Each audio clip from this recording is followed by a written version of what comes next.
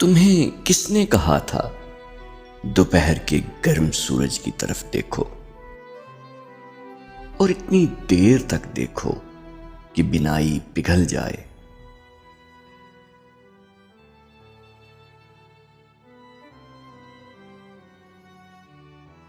तुम्हें किसने कहा था आसमां से टूटती अंधी उलझती बिजलियों से दोस्ती कर लो और इतनी दोस्ती कर लो कि घर का घर ही जल जाए।